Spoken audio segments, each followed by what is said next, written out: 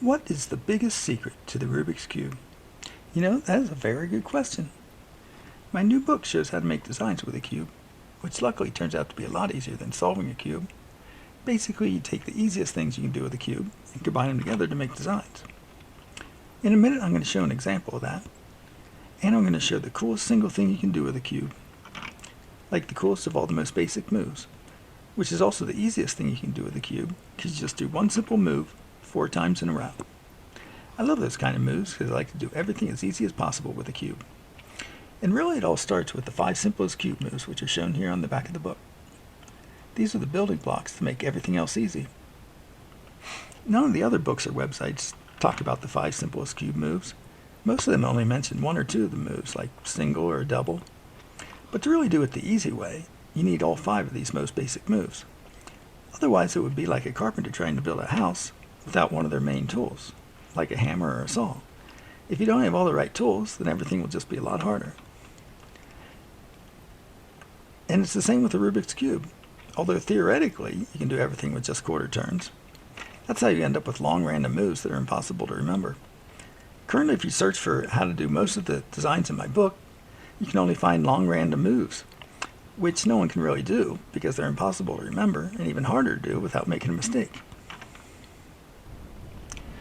But if you know the 5 simplest cube moves, then you have all the right tools to make designs the easy way. Doing things the easiest possible way with a cube is the whole reason for my book, so I would have to say that that is definitely the biggest secret to the Rubik's Cube, that the 5 simplest cube moves make everything else easy. For instance, here's a double slice. It's the most powerful of these moves, but there's only 3 ways that you can do a double slice.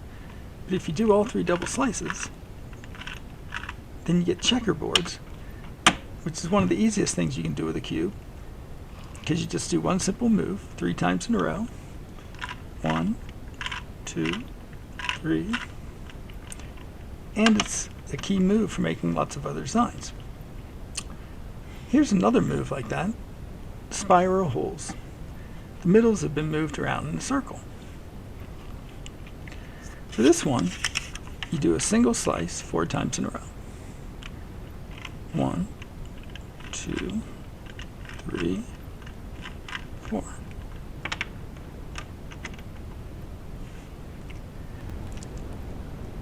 That is the coolest single thing you can do with the cube, I would say.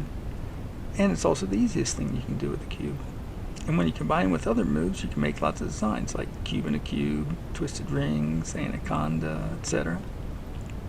For instance, if you take spiral holes and you add checkerboards, then you get flowers, which has this flower pattern on all sides.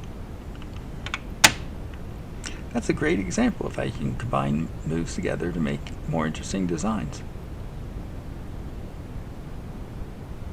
In another video, I'm going to slow it way down so you can really see how to do these moves and go into a little more discussion about the cube. So check out my book at cubetricks.com. There's actually a lot more easy things to do with the cube than anyone ever thought before.